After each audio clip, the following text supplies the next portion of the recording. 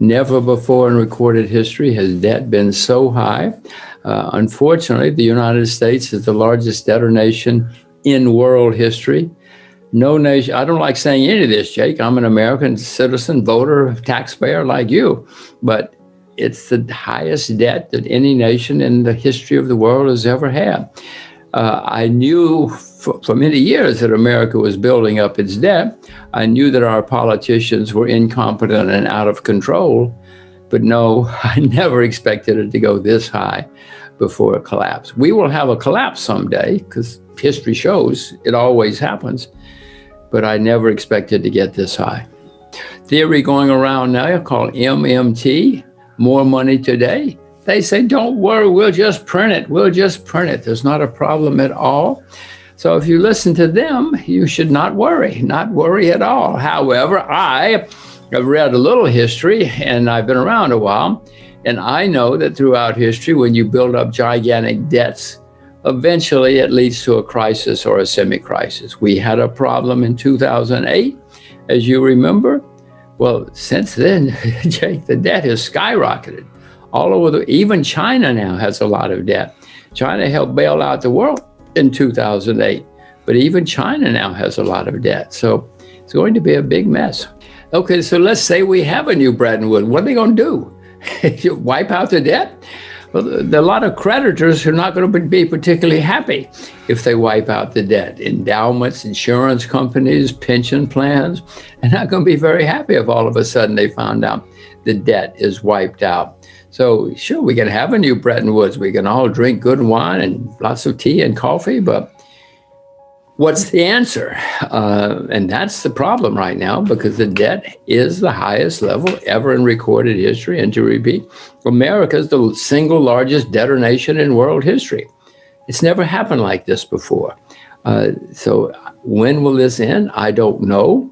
I'm not very good at market timing. At the moment, markets around the world are skyrocketing, nearly all markets.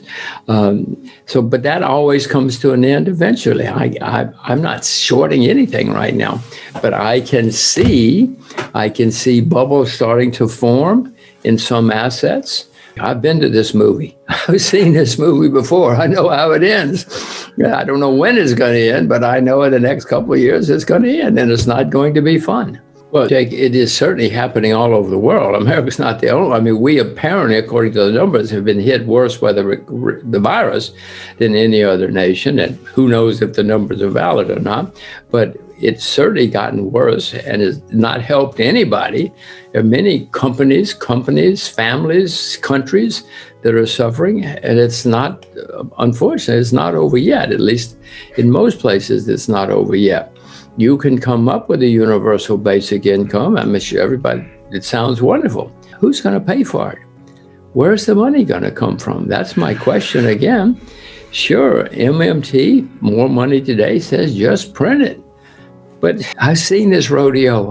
It's not my first rodeo. I know that you can print it all day long, and it's fantastic. But eventually, that falls apart. It always has anyway, and I don't see why it would be different this time. Throughout history, when you have people lose confidence in money or governments, all of us peasants have some gold and silver in the closet. We have some silver under the bed over there. You know, we forget what the politicians say, forget the academics. You know, we're going to have some gold and silver hidden away, and I will too. And I will have more. I just don't know when I'm going to buy more. Well, the most important things are to be prepared because it's not going to be fun when we have problems next time. It never is fun, but next time is going to be worse because the debt is so high. So what I am trying to do with my daughters and everybody is to make sure that they develop their own personal skills. They both speak perfect Chinese, for instance. So I'm trying to prepare them for what perhaps will be the 21st century. If I'm right, Chinese is going to be an extremely important language in their lifetime. And so that's one of the things I'm trying to prepare them for.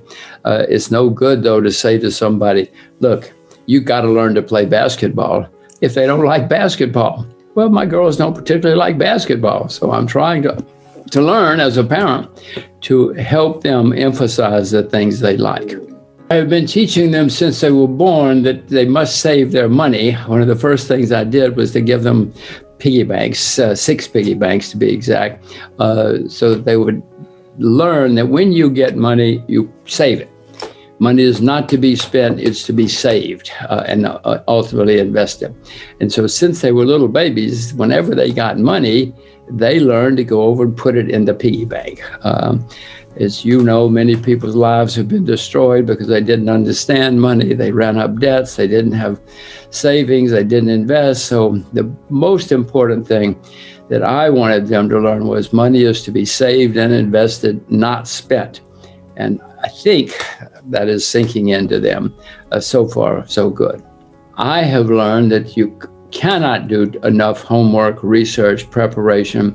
There's always more you can do, and you better do it, because something will hit you out of left field otherwise. Belief is not enough. You got to really know what's going on. Don't believe in belief, believe in facts, believe in reality. Make sure you know that you are right, because if you just get passionate or hope or believe something, you're probably going to suffer a lot.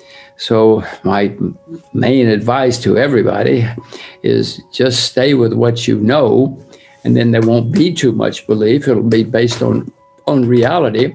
And when things go wrong, you will know better than most what to do and how to react. If you just believe something, you're probably not going to know what to do. You're probably not going to know how to react when it goes against you. So nobody likes to hear this advice, Jake, but the answer is just stay with what you know. If I told you you could only have 20 investments in your life, you wouldn't jump in and out of things. You wouldn't jump into things that you heard on the TV or something, and you would be better prepared. Because then when something goes wrong, you will know what to do.